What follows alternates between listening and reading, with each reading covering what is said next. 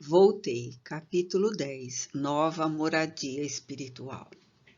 Decididamente, o paraíso de contemplação inalterável não era criação para mim. As alegrias do retorno à espiritualidade enobrecida e o reconforto da palestra com o irmão Andrade e Marta traziam-me, sem dúvida, infinito júbilo. Todavia, ali mesmo, estirado no repouso do leito, sentia a falta do serviço. Sondava o reajustamento de minhas forças, reconhecendo que o cérebro não demonstrava o cansaço dos derradeiros dias do corpo de carne, e as fadigas do coração jaziam extintas.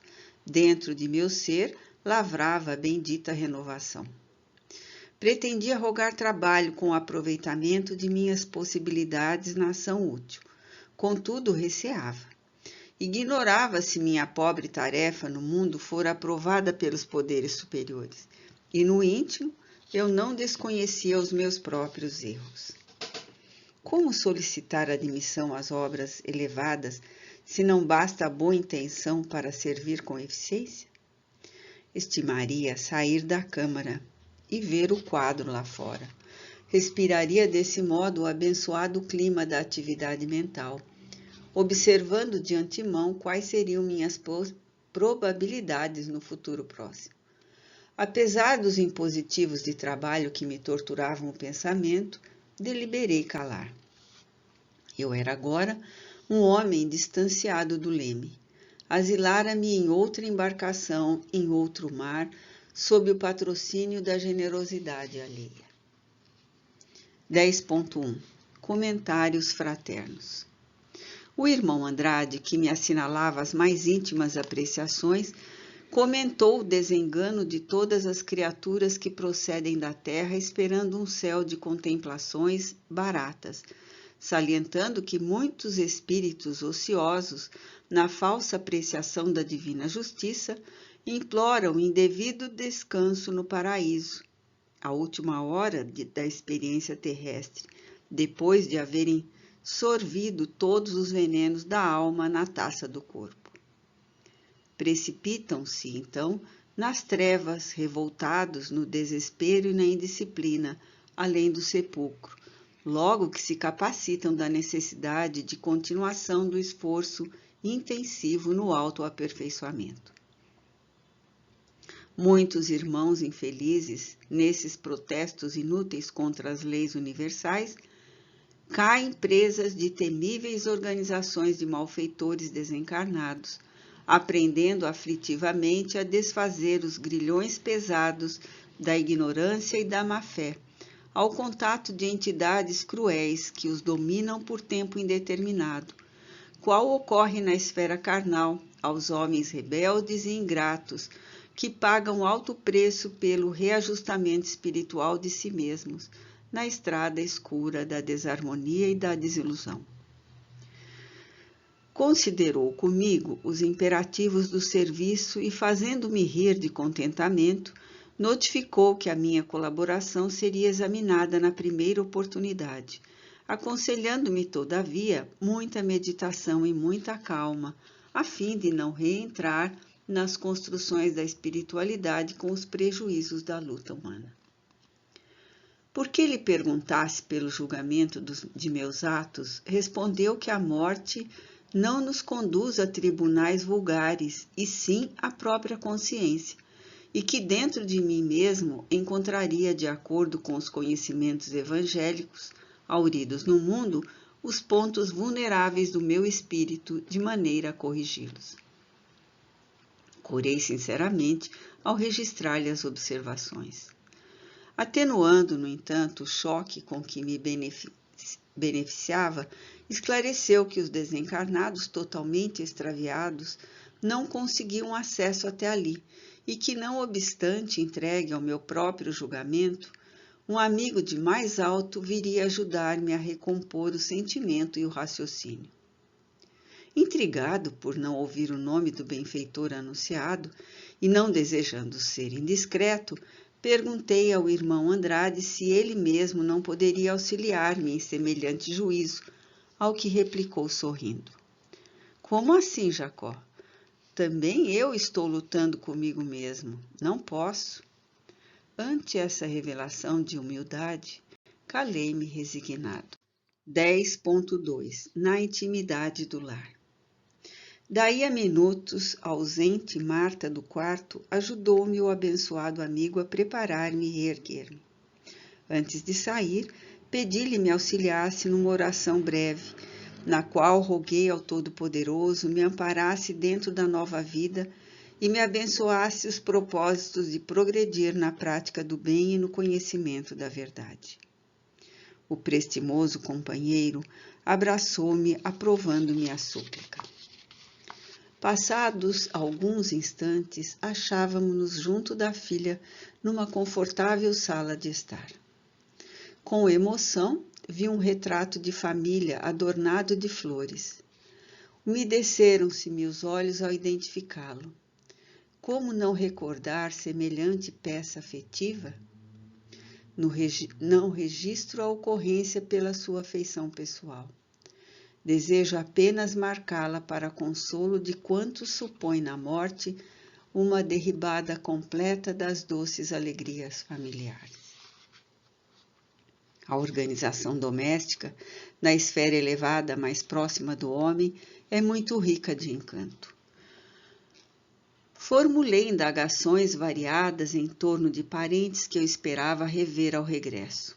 Para todas as interrogações, possuía Marta uma resposta clara e feliz. Informou-me quanto ao destino de quase todos os laços do coração. Alguns, associados de minhas experiências, jaziam de volta às regiões da carne, disputando novos troféus de redenção, enquanto outros operavam em círculos distantes. Muitos deles, encarnados ou não, poderiam ser visitados por mim e me visitariam a seu turno. Reparando meu interesse pelas novidades, mostrou-me a filha tudo o que representava o acervo da casa. Quadros e decorações, objetos e enfeites desfilaram diante de meus olhos encantados. Nem todas as peças eram semelhantes ao material caseiro que conhecemos na vida terrena, mas a afinidade de tudo que eu via, de novo com o ambiente humano, era flagrante no quadro geral. Deteve-se contente ante um piano de cauda, harmonioso e belo, mais completo que os do plano físico, afirmando, radiante, que ali mesmo tivera a satisfação de tocar para a mamãe anos antes de minha vinda. Graciosa e meiga, executou para meus ouvidos uma área em que deixava transparecer sua extrema delicadeza filial, e talvez porque me visse os olhos marejados de lágrimas, recapitulando as emoções da paternidade terrestre, abandonou o instrumento e conduziu-me ao salão de leitura. Espantei-me ante o carinho com que eram conservadas as publicações. A arte gráfica atinge aqui uma perfeição que não podia ser avaliada na Terra. Os tipos são estruturados em material luminoso e as gravuras, na cor natural, parecem animadas e vivas. Folheei um volume de vastas proporções. Compunham-no recordações de Beethoven, destacando as lutas com que fora surpreendido no mundo para difundir entre os encarnados a mensagem musical dos planos superiores. Lendo as páginas iniciais, aprendi-lhe sublimes conceitos quanto à mediunidade divina entre as criaturas humanas. Perguntei à filha sobre o paradeiro do grande compositor, ao que Marta respondeu dizendo sabê-lo numa esfera superior, cujo clima ainda lhe não fora dado alcançar. O irmão Andrade referiu-se aos festivais maravilhosos dos círculos sublimados, asseverando que os artistas enobrecidos continuam criando a beleza e o bem para o desenvolvimento da vida planetária. E depois de encantadora conversação, saímos em agradáveis momentos de férias. 10.3 O Parque de Repouso. Muito difícil narrar a emoção que me dominou ao afastar-me do interior doméstico. Lembrando os dias rápidos em que tentava descansar na quietude de uma cidade serrana, quando ainda no corpo físico, vi desdobrar-se ante meus olhos enlevados a paisagem florida e brilhante de um burgo feliz. As casas residenciais distanciavam-se largamente umas das outras, revelando o prévio programa de paz que as fez surgir. Espécies variadas de plantas ostentavam flores garbosas e perfumadas. Estávamos numa extensa planície e não longe divisava o casario que se adensava. Respirávamos certamente nas cercanias de grande cidade do meu novo plano. Informou-me Marta de que ela recebera permissão das autoridades para hospedar-me ali no grande parque de educação e refazimento em que trabalhava. Incumbia-se de educar crianças recentemente desencarnadas em notável organização que visitei em seguida. Colaborava com diversos trabalhadores no auxílio aos pequeninos arrebatados à experiência carnal. Alguns amigos dedicados pretendiam receber-me. Entretanto, a filha querida aguardava-me. Dispunha-se a reconduzir-me à escola espiritual, tanto quanto eu tivera a felicidade de oferecer-lhe o coração na experiência física. Satisfazendo-me a indagação, esclareceu que os edifícios do parque não representavam propriedade particular, eram patrimônio comum, orientado pela administração central da coletividade. Demonstrando a estranheza que me assaltava, asseverou Marta que na Terra os fundamentos da propriedade são idênticos, variando somente os aspectos da retenção provisória das unidades planetárias por parte do homem, uso frutuário dos bens da vida, porque, apesar das leis respeitáveis que regem o assunto entre as criaturas, toda individualidade encarnada é compelida um dia pela morte a deixar as vantagens da esfera física. 10.4 Reencontrando a mim mesmo.